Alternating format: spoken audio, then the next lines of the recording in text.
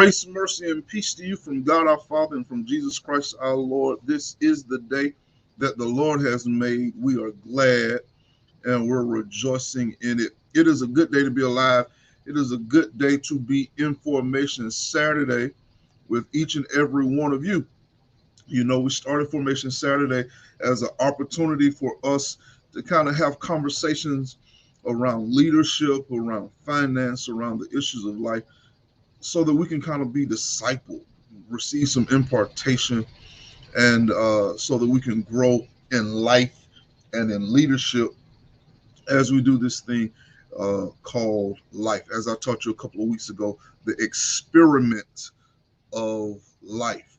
Now, I'm not going to waste much time at all here because I really want to bring up our special guest. Our special guest today is one of my favorite people in the world. He has been a mentor to me now 20 years plus, 20 years plus. He married me to the First Lady, and we're planning in September for him to come to Columbus and bless baby Kendall once she makes her arrival. So let's welcome Pastor Daryl Montgomery, Life Changing Experience Worship Center, Pensacola. How you doing, Pastor Mon? God bless you, man. I'm doing fine. How you doing this morning? Oh, I'm doing pretty good, pretty good, pretty good. Now, GB, I want you to know up front that we are recording this a couple of days before I actually preach and teach to you what we're going to talk about. And so I want you to also be aware that what I'm going to be talking about, what we're going to be talking about today, was taught to me by Pastor Munn. I have a book on my shelf from a series he did. Man. The first time you did Survival Surplus was like 15? It was, let's see. It was in the old building, so it had to be past 12. It had to be somewhere around 14, 15 years ago. Yeah. When I started doing that. Yeah, he did a series called Survival to Surplus. Cassette tapes, okay? Cassette tapes. The case was green. I'm resisting the urge. It's probably behind me in his bookshelf. The case was white and green, about 9 sessions, and he put a workbook together on moving from survival to surplus. This was my introduction to finance. This is where I learned about budgeting. This is where I learned the difference between a credit card, a debit card. This is where I was introduced to the B word, the word budget. You know, just about everything I know about finances, I learned from Pastor Munn. And he taught me a principle that we want to spend some time with on today. He taught me a principle. And so our conversation today is going to be on the Joseph principle. It's the Joseph principle. And so I want to read a couple of scriptures, and then me and Pastor Munn, we're just going to talk around this. Foundational is Proverbs 3. Foundational is Proverbs 3, Proverbs 3 verses 9 and 10. I'm gonna read from the New Living Translation today because again, this is about being practical. This is all about putting it in your lap, putting the cookies on the bottom shelf so you can get it. Proverbs 3 verse 9 and 10 from the New Living. Honor the Lord with your wealth and with the best part of everything you produce. Now, the King James is going to tell us that it's the first fruits of all our increase. Yeah.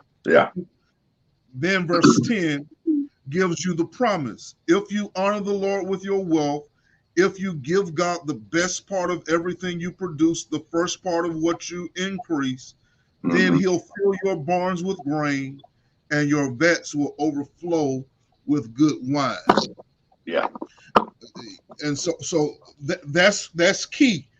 But so that we could get the text for the Joseph principle, I'm going to read from Genesis 41, and then we're going to talk around it. And I can I'm telling you up front, I got my paper and my pen because I'm taking notes.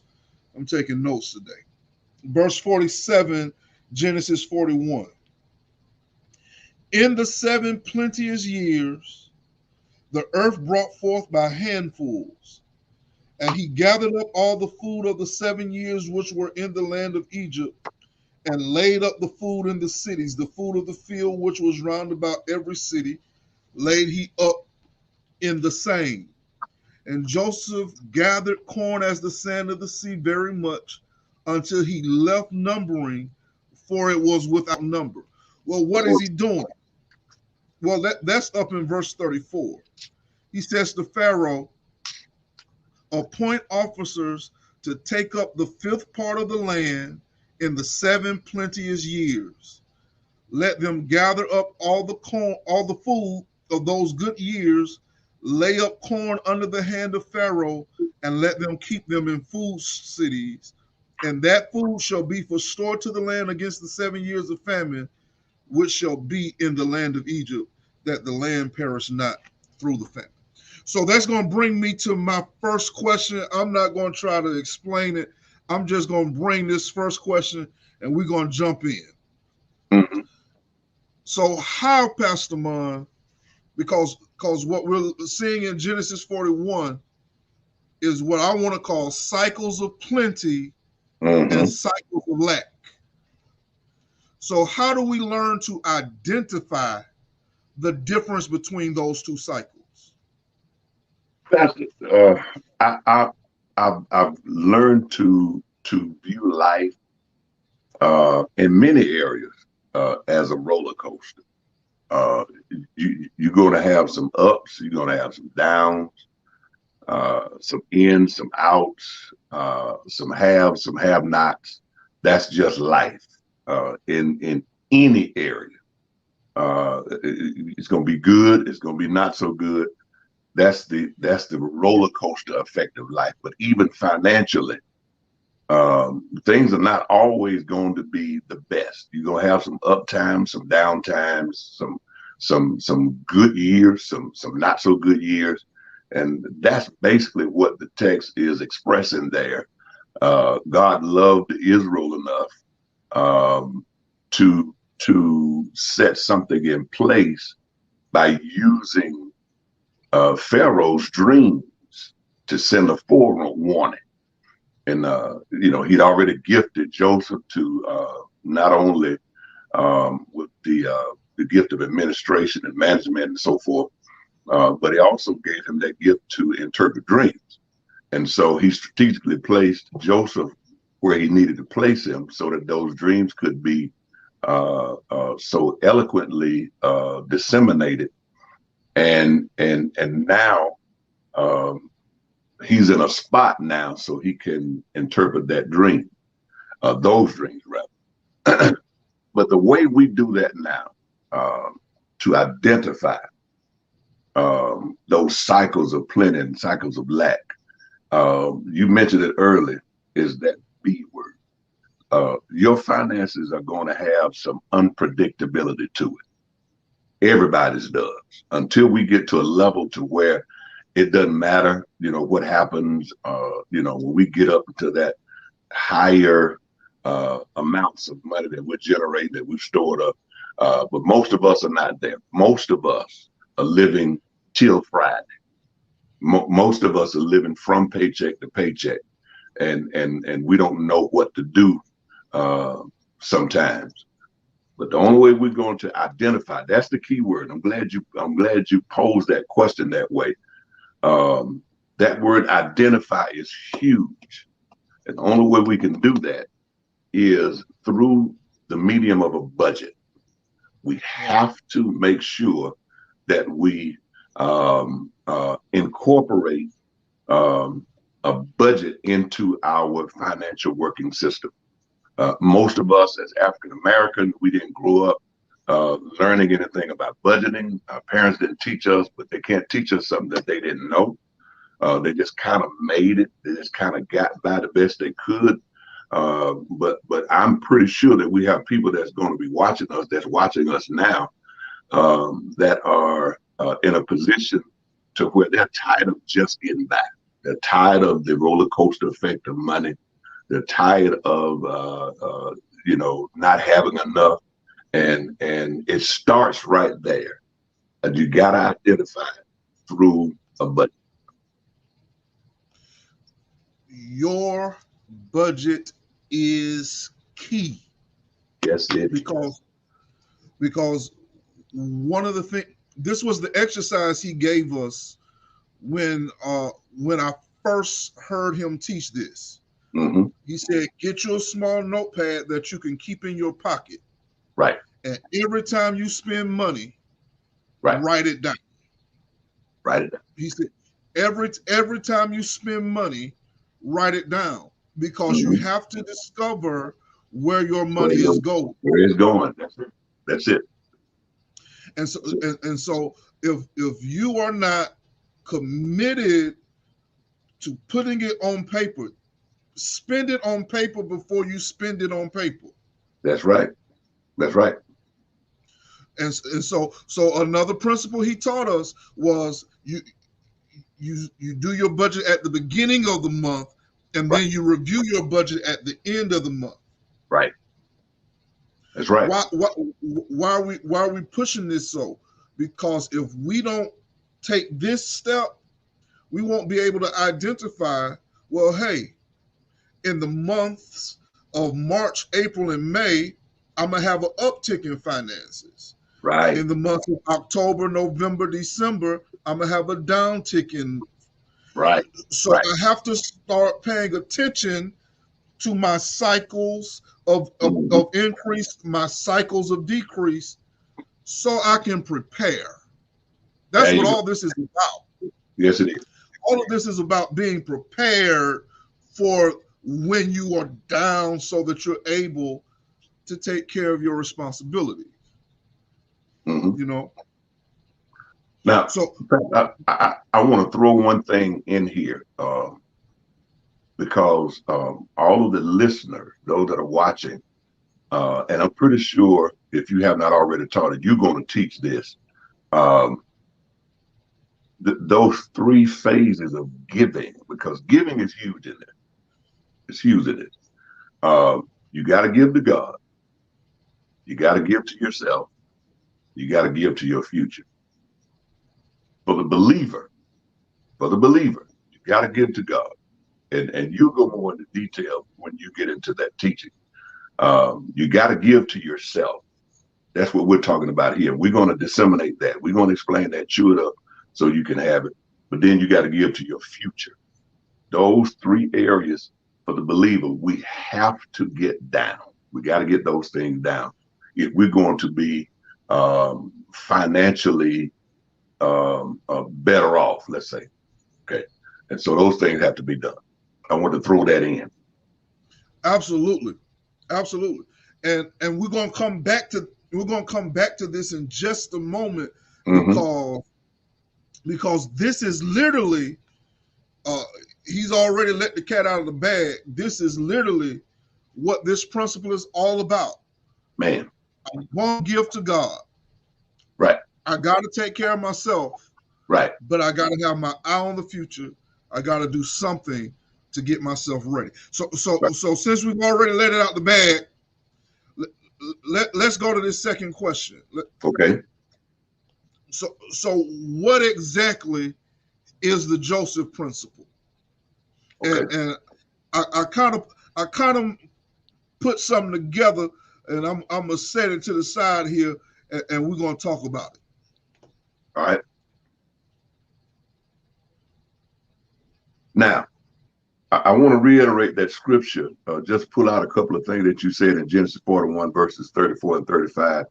Let Pharaoh do this. Let him appoint officers over the land. Take up a fifth part. That's huge. Take up a fifth part, which is 20%. Okay. 20% of the land of Egypt for 7 plenteous years, and let them gather the food of those good years that come, to lay up corn under the hand of Pharaoh and let them keep food in the cities. Scripture goes on to say you want to do this to be laid up against. That word against in that text is huge. The laying up of the fifth part is against what's coming, because there are going to be some lean years. God sent good before he sent lean. He sent fat. He sent fat before he sent lean.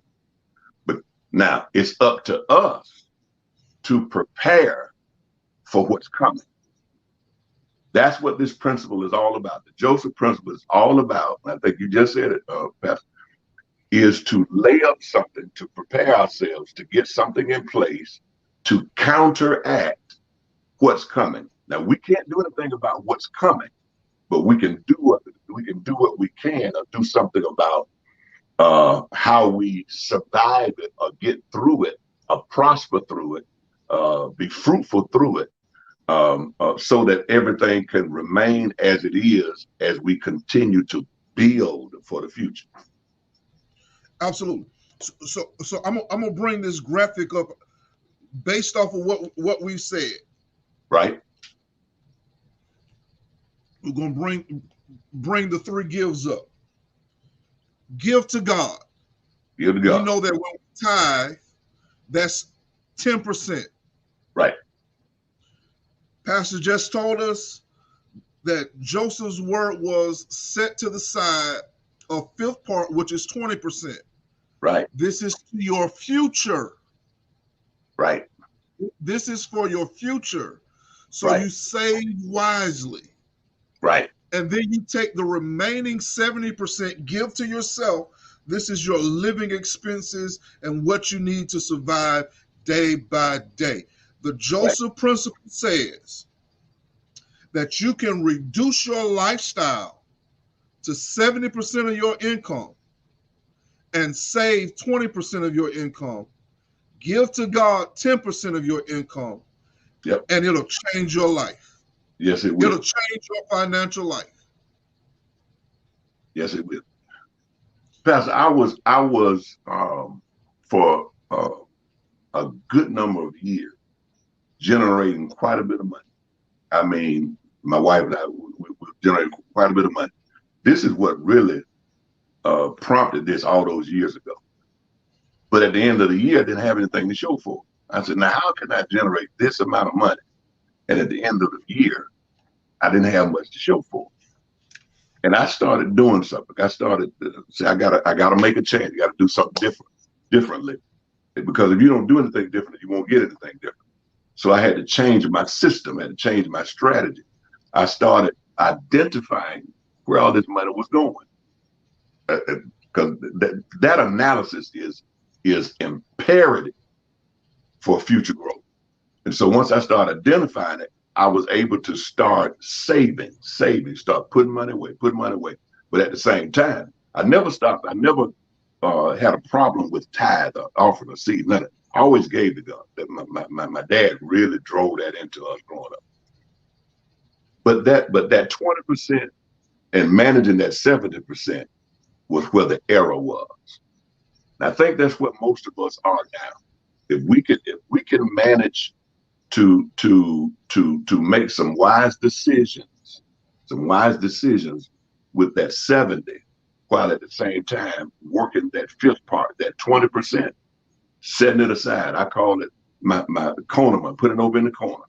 And if we could do that, it would literally change your life. Year over year, I started seeing my finances get better and better and better and better, because I started working this principle. And Maurice, you know, I mean, you've been knowing us for years now. You know where we are now. You know what God has blessed us with. I don't even want to get over into if it worked in my house. Let me take the same principle to God's house and what that has produced. And I mean, we talk about that later, but that same principle worked at God's house, and man, it has produced Uh, uh, I mean, we talk, Absolutely. and so this is not something that we just telling you so we read and sound real good. No, this is fruit talk here. So make sure that you guys are applying what we're saying. He won't say it, but I will. The building was nothing. Mm-hmm. I don't even think it had a roof when you bought it. It was the half of it was about gone. It looked like a bomb that went off in that building. Hurricane Ivy. Absolutely. Mm-hmm. And not only have they rebuilt, renovated, state of the art, they burned the mortgage this past year following this principle, which is why I want to give this to you, not just for you as an individual, but for us as a church, because God is not a respecter of person. He's a respecter of principle. I'm going to put that in for your notes. God is not a respecter of persons. He's a respecter of principle. Yes, he is. Yes, he is. If the principle works in Pensacola for LCE, the principle can work in Columbus for GB. Yes, it can. I'm convinced of that. Yes, it can. So since we have someone who's already practiced the principle, I got two questions. I'm gonna combine 3 and 4 together because they're so close. Mm-hmm. Number 3, why is this principle important to me? And we've already kind of touched on that. But then also, how do we implement the principle? Why is it important? Because I need to know I got to have my why. My why is going to govern my how. Right. And I want to know, how can we begin to implement? If we work this principle, Pastor, properly, consistently, and intentionally, it has the potential to alter your financial position and change your mind financially. If we work it consistently, properly, and intentionally, it has the potential to alter our financial position, but also it will change your mind. That's the key. Change your mind financially. What it does mainly is this principle gives us more options.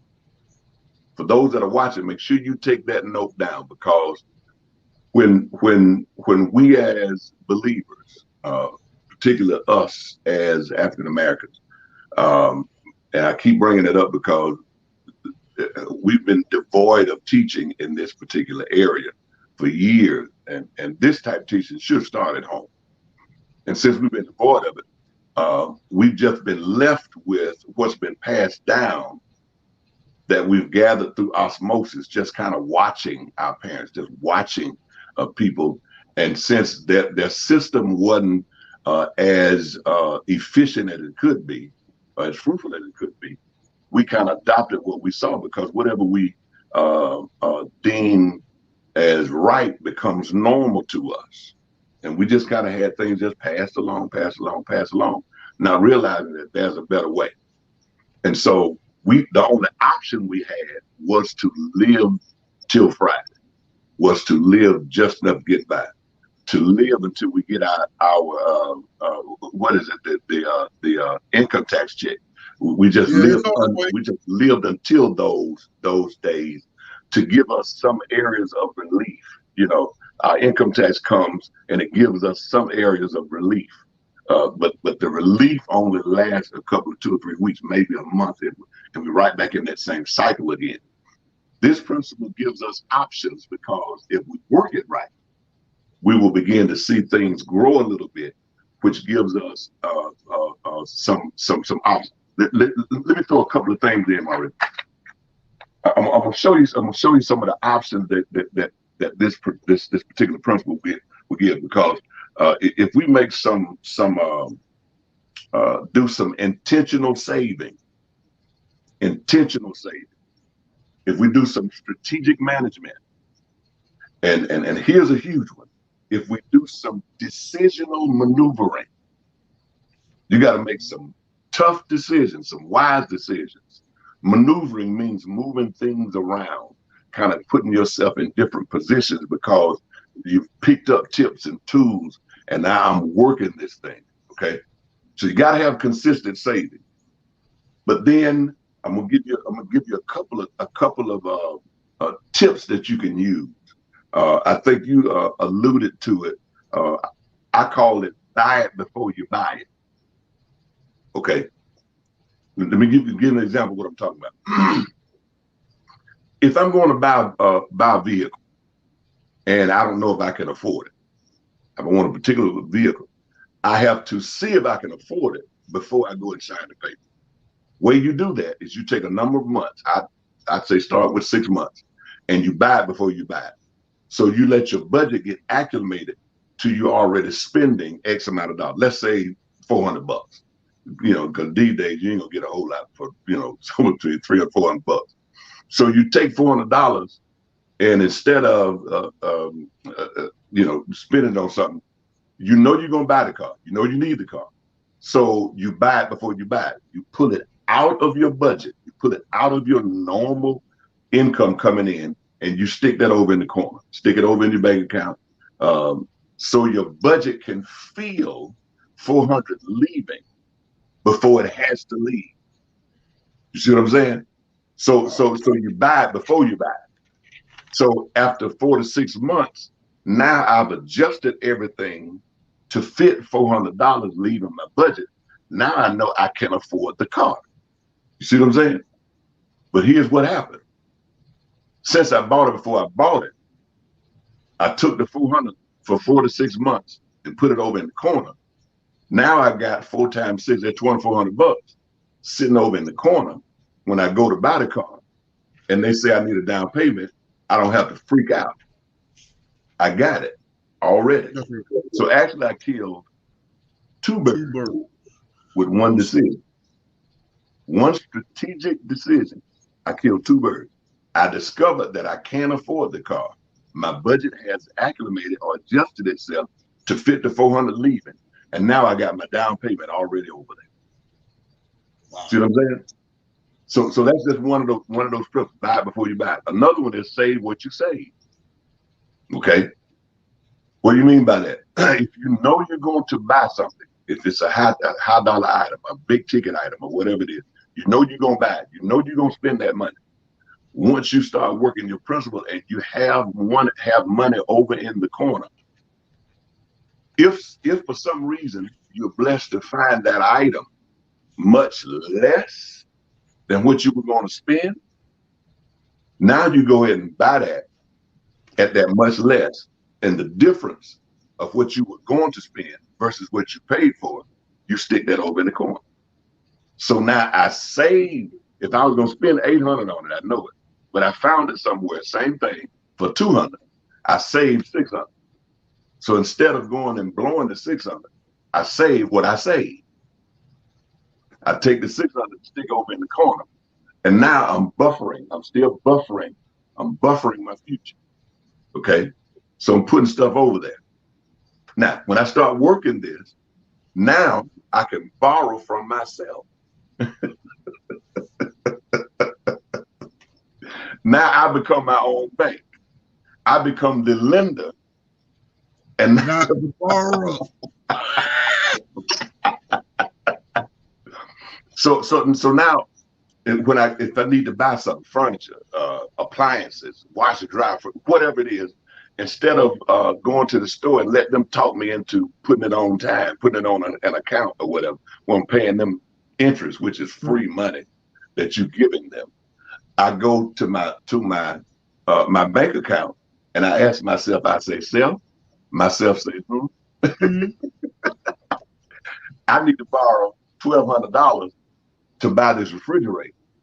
And the same money I was going to pay them back, I pay myself back.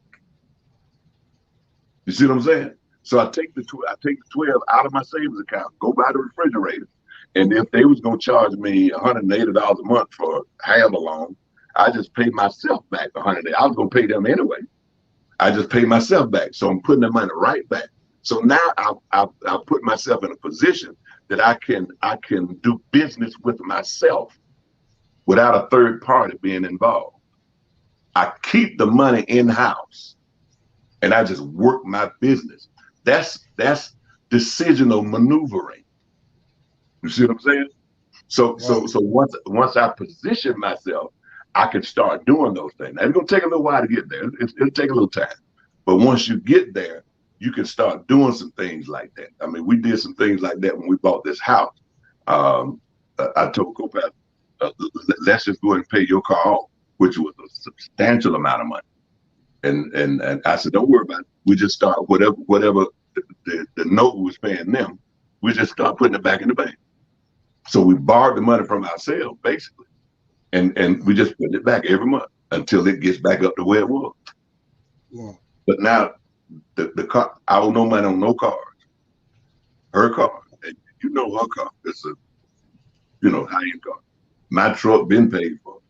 My daughter's car been paid. I paid cash for it. But I couldn't have done those things had we not been working this principle for years and years and years and positioning ourselves to where we could make some of those maneuverable, those decisional maneuvering. And so you have to do that. I wanted to throw that in because that's huge. That's huge. Because listen, when you work this principle, it will help buffer. It will help buffer your finances, because those lag times, the shortest time, those unexpected times, they're going to come. And you need to have a buffer against those things, some kind of cushion, a buffer against those things. And this principle helps you. That's what that fifth part did for Israel, did for Egypt. That's what it did. It buffered the 7 lean years that came. If they didn't have that, one, they wouldn't have made it through. But two, watch this, they wouldn't have been able to gather all the gold and silver and all those things that those neighboring countries had to bring to buy from Israel. It was all God. God was doing it. Because see, what was the tabernacle built out of? All that stuff those people brought. This thing was all about God strategically getting them in a position so that when they was ready to leave, he said, go and borrow all the stuff from your owners and from the people you work for. Take everything they got. They bankrupt Egypt in one day and took all that stuff. God was trying to get them out there to a tabernacle, a tent of meeting. I want to meet y'all out there in the wilderness. All of it was God. All of it. All of it. Wow. And so when we understand that, we can put ourselves in a position that not only we can supply need for ourselves, but also here's a big one. We can start doing some things that we want to do. How do I know? Okay, you brought up our existing building, Maury. Now remember that, also we're getting ready to build another building. I needed more space. Okay, I worked this Joseph principle. It took 2 years to figure out, could we afford to pay for a new building? I did the exact same thing I'm telling you guys for 2 solid years. I didn't want to do it for 6 months because I don't know. I needed to see a good 2-year run that the church could pay for, because we're going to build something upwards of $1 million+ dollars. Can the church afford that? Let's see if we could. So I started, I figured out what $1 million was going to cost. I figured out, went to the bank, found out what the note was going to be. And I started the principle, putting it over in the corner, in the savings account, putting it over there. Every week, I put a certain amount of money over every week. It just automatic drafted over there. So our finances could feel it leaving, but still stay at a certain place. It felt it leaving. And after a while, it adjusted. And for a 2-year run, after that 2-year run, I said, we are able to pay for this building. So we start moving forward with plan, architect, the whole thing, engineers. And when we got to that point, the engineer told us, you know, we ran into some land problem, weren't able to build on the land. Then COVID hit. COVID hit, we come back. We may not need the space right now. So I tabled it. But for 2 years, we were stacking over there. We were stacking. I said, you know what? I'm gonna pay this building off. I think it'll be. I prayed about it, got a good peace from God, and we paid the building off because we had prepared. We had prepared for what was coming. We had prepared for what we were getting ready to do. Okay. So since the money was sitting there, because we'd already prepared 2 years, prayed about it, got a good peace from God, we went on to pay the building off 12 years early than what the note would do. 12 years in the middle of the pandemic. That ain't supposed to happen. Where does that happen? In the middle of the pandemic, we write a sizable check. I went to the bank and said, how much do we owe you? Give me my payoff. I'm gonna go right across the street and get y'all a cashier's check and bring it right back to you. The guy's eyes got big. Really? Okay, yeah, that's just what we did. Paid the church off. The church was excited. They were elated, but it put us in a real good position to have a debt-free building. We are doing more renovations right now. A lot of, just a total upgrade. So the value of the building is constantly increasing. Man, it's, and so when the dust settles from COVID, and the Lord says it's staying, we move back into our building project. We're in a debt-free building. I want to point something out that you may not have realized you just told us. Okay. You applied this principle for one thing. Right. And that door closed. Right. But because you were prepared, you could pivot and do something else. There it is. I like that. We were preparing for one thing. Mm-hmm. That one thing we didn't pan out. Right. But because we were prepared, we could pivot. We still had the resources. We could still move forward. Going back to what was said, the first thing you said about this, it gives you options. Options. My God. Gives you options. That's right. And so applying this doesn't mean I'm practicing this principle. Personal testimony. The First Lady and I have agreed because we want our emergency fund, we want our rainy day fund to be able to finance 12 months of expenses easy. That's what the experts say. The experts say that. Make sure that rainy day fund can carry you from 9 to 12 months, just in case something else won't happen. Just in case something happens in the building of that. Right. Because we've been preparing, we still have options. Still got options. That's right. Man, that's and I often tell people, we have pastor friends that, they ask about this, and especially when they find out about how did you do it, I'm supposed to go and talk to a couple of guys whenever we can set the date, because they want to know this principle. How did you do that? How was the church able to do that? They're in similar situation, and I'm glad to go over and talk to them, but they want to know because it gave us options. And that's a real good position to be in. It's a good feeling. Thank the Lord. Lord has blessed us.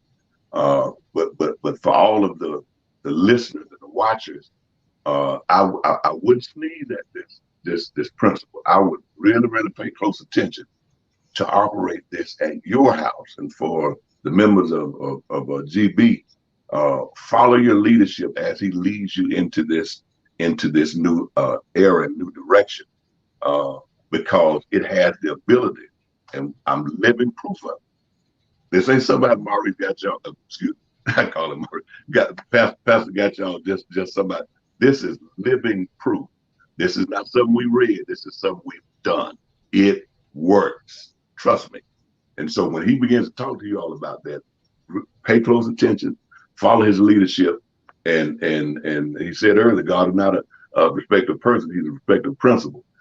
If it worked here, it'll work there. Trust me, it will work. And I'm excited to see what's going to come out of it. What's going to come out of it. Now, Mark, let me get back to, you asked how do we implement it. This particular I'm ready. Quickly. First, you want to begin with the end in mind. Begin with the end in mind. So I got to know what I want to come out of this before I start implementing it. Okay.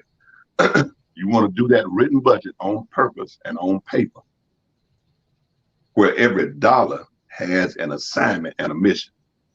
Now Dave Ramsey said something similar, almost just about the same thing. You got to find out where your money's going. You got to start doing that. In my little From Survival to Success series, I told everybody to do it the first 90 days. You need a good 90 days to sit down and do that budget. Pastor told you that we used to talk to him about every time you spend a dollar, every time you spend anywhere, write it down. I think you had an app that you found that yes, you can be a little bit more efficient. Make sure you tell him about that app. I'm old school. I like writing stuff down. We used to write it down. Every receipt, everything, because we got to know exactly where every dollar is going. Okay. John Maxwell said this. He said, a budget is telling your money what to do instead of wondering where it went. Oh.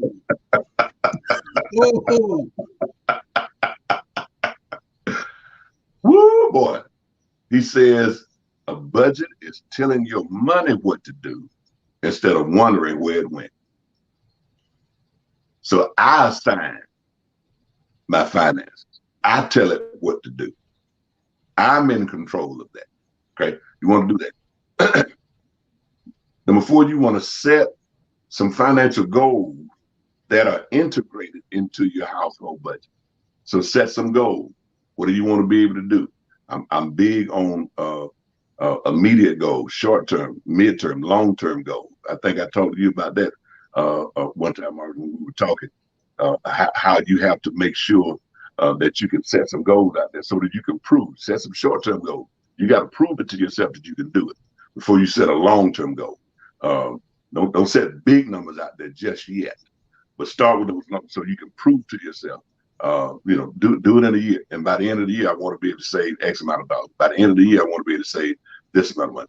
By the end of the year, now over the next 6 months, I want to do this, so you can prove it to yourself. So it gives you reason, gives you evidence that you can prove to yourself that I can do this instead of talking yourself out of it. Okay. Next, you want to create, open an active, if you don't already have it, an active savings account, and consistently feed it. And we use the automatic transfer option on your account. You know, I'll talk to you about that. I have the accounts at the church. We have this today. We set that up like that. I have my household account here. I revisit it every year to see if I need to increase it some more. Over the years, it went from $25 a week to up to as much as $1.50 a week. Just automatically draft over to our savings account. Just automatic. I don't see it. I don't feel it. The bank takes the whole. Should I do it this week? Should I not do it this week? Just takes it out of it. Just automatic draft. And most bank accounts you can do it. At most credit unions you can do it. Out of sight, out of mind. You don't have to debate with yourself about it. Once you set it in place, just do it and watch it grow. Now I have. I'm doing that currently with the app called Acorn. Okay. But the interesting part about Acorn is not only is it weekly debiting a certain amount from my account into that savings account, it's also investing that money from that same account. So you're exercising money market options and annuity options, different things like that. Absolutely. So that's right. Make sure you take them through those options when you start teaching that, because that is huge. So now your money can start making babies. The money can start making money. So make sure you do that. and I'm going to tell you as a believer now, don't leave scripture out of this. God is attracted to fruit.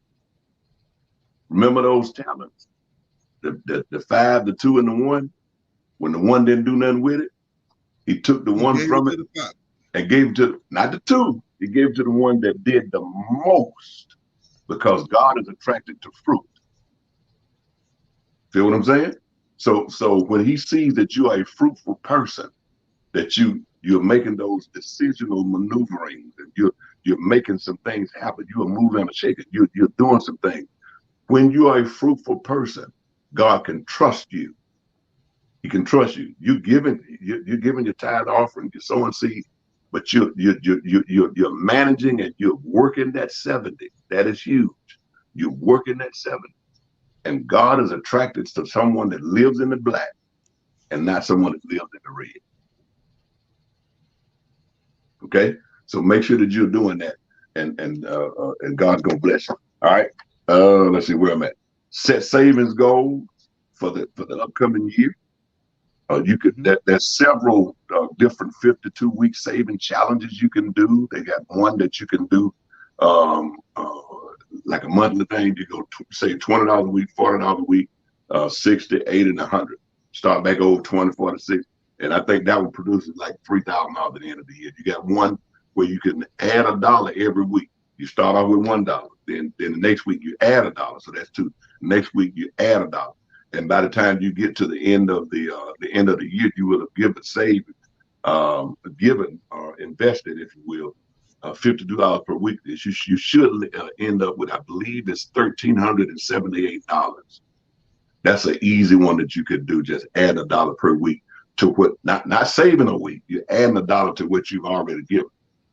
So if you gave $1 one week, the next week you add $1 to it, so that's 2. The next week you add $1, so that's $1 plus 2, that's 3. The next one you add $1 to 3, that's 4, and so on and so on and so on. And by the end of the year, 52 weeks, I think it yields $1,378. I think you have to do the math on that, but I think it's so you can challenge yourself with those things. Don't want to overwhelm yourself. Don't look for the huge numbers. Look for small, consistent numbers. Small consistency. That's what you want to look for, consistency. The number you don't want to see is 0. You don't want to not do anything. You want to do something, but do that something consistently over time and watch things begin to happen. This is so rich. This is look for small consistency over time. That is rich. Right. Now we're coming up on our hour, but I got one more for you. When we apply this principle, we've already talked about some whys, but where can we set our expectation? What can we look for when we start applying this principle to our experience? Here's 6 things that you can look to get out of it, that you can expect to get out of it. The first one is financial repositioning. That's the first thing. Readjusting, repositioning yourself financially. What's going to come out of it? 2 is the big ta-da. It's financial gain. I'm gaining. I'm growing financially. Your savings and your position is growing financially. Out of that, 3, I get financial options. Okay. Now I'm not pigeonholed to this is the way it's gonna go. That's further I can go. Okay. No, you got some options. Out of those options gives you financial stability. Now everything starts to stabilize. When I go to the grocery store now, I don't have to be as choosing what I can and can't get. If I want it, I get it, because I'm stable now. I'm good. 5th is financial peace of mind. It gives me that peace. I mean, man, Jesus Christ, financial peace of mind. To be able to know that God has positioned me financially, that I don't have to worry so much when it comes to it. Now my prayer, I don't have to use my prayers for miracles to get my bills paid. My. Now I can use my prayer for something that's more him than it is me. Because he gives me he gives me the resource, but I got to manage those resources to handle that over there. I'd rather use my prayer for cancer, something I can't fix myself. I'd rather use my prayer for diabetes and all those things. So it gives me financial peace of mind. And then last but not least, it gives me financial fruit. Fruit. What fruit does puts me in a position that I can pass this on to the next generation and the next generation. Because once they see through osmosis what you do, they're gonna be taught, whether we do it directly or indirectly. But if that is the standard and the culture of the home, that gets in your kids, and that's just all they know. They know saving. They know the Joseph principle. They understand those things. They saw mom and dad do it, and they worked it, and it yielded this. So that's what they're going to do. That's what they're going to be attracted to. So listen, this Joseph principle has many tentacles. I mean, it's far-reaching. More implications than just finance. I mean, if your kids come up in an atmosphere of stability and standard when it comes to finance, that's what they're going to be attracted to. That's what they're going to look for. Okay, so for the ones that has daughters, you got a daughter coming. It'll be 37 weeks to date. Listen, it'll be highly unlikely for Ray Ray to come blow smoke at her. And So now we got standards now that we can pass on from generation to generation. I mean, Maurice, we own a lot of homes. I got a rental business. We own quite a bit of property. I'm positioning myself to pass, what my dad passed to us, what I've generated myself, pass it on to my two daughters. And hopefully if they work the principle and sustain everything, they can pass it on to their kids. And now you got a snowball effect of what we call old money. Old money. And the other people been doing that for years. We hadn't had any options though. But if we position ourselves properly, we got options that we can jump into those things. We can do that. So that God can continue to bless us because he can trust us with his resources. Now, I'm coming back to the text. We've talked a lot of finance theory, but because you ended with financial fruit and talking about next generation, I just want to throw this out. Isn't it interesting in Genesis 41 that he gives the principle and then has two children, and then it talks about the success of the principle? Ain't that just interesting? Yes, it is, man. And see, the thing I like about God, and I think I said it earlier, God looks for people he can trust. Joseph was highly gifted in those two areas, highly gifted, but he was also a humble man. So when God chooses to use, he looks for people he can trust so that he can because with that concept of trust comes the ability to bear weight. So he can put heavy stuff on you. That's right. He put heavy stuff on you.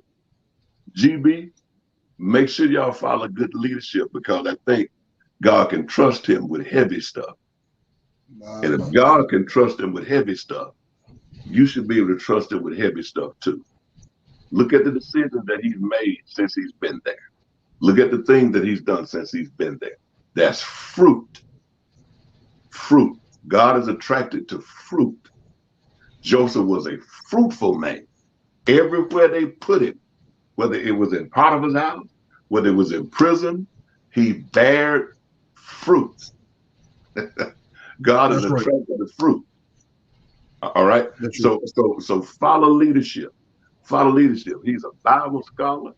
The thing I've appreciated about Pastor is he always asked and he always paid attention. Sometimes I was saying to myself, now why you ask me? You already know this stuff. He said, no, I want to make sure I ain't missing nothing.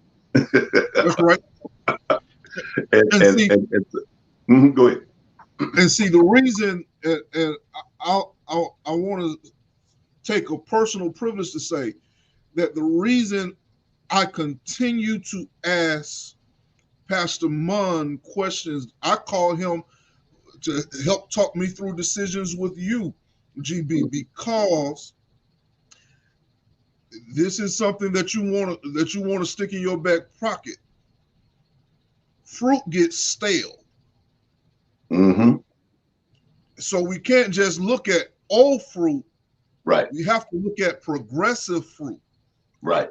Right. If that tree bore fruit one time and never bore fruit again, it's a good indication that that tree is no good.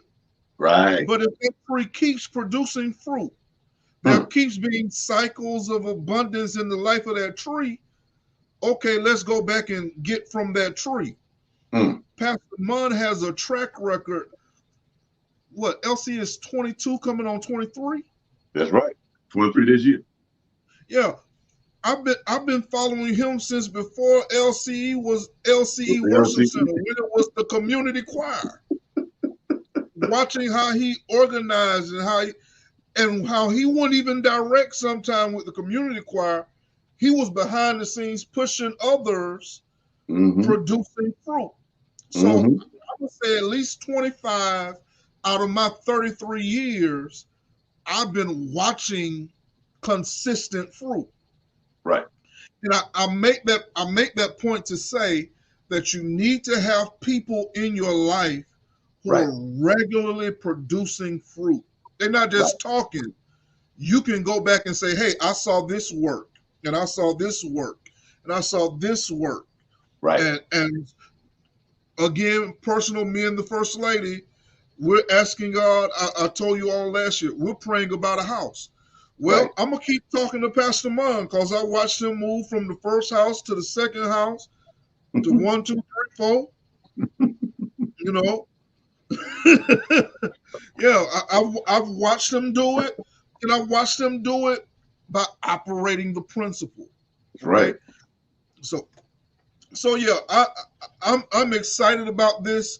Again, we're recording this before I get to teach this principle to you in Tuesday Bible study. So if you've already heard this on Tuesdays, because I got it from Pastor Munn from this session. Pastor Munn, you got any closing remarks before we shut it down? All I want to leave with GB is just operate this principle. Listen closely. Take good notes. Make some decisions, some tough decisions. Decide that I want better, and follow this teaching. Follow what Pastor's going to teach you step by step, and I guarantee you, it is going to make your life better financially. And it's going to make it better in a lot of other areas that's going to come from that. I believe it. We're living it. He's living it. And let him pour it into you and watch your life get better. All right. Thank you so much for spending this hour with me, Pastor. Thank you so much, GB. Let me bless you, and we'll go into the rest of the day. The Lord bless you, and the Lord keep you. He make his face shine upon you, and he give you his grace. He turn his face towards you and give you his peace. God bless you. I love you. Till next time. Peace. Peace. Take care, man.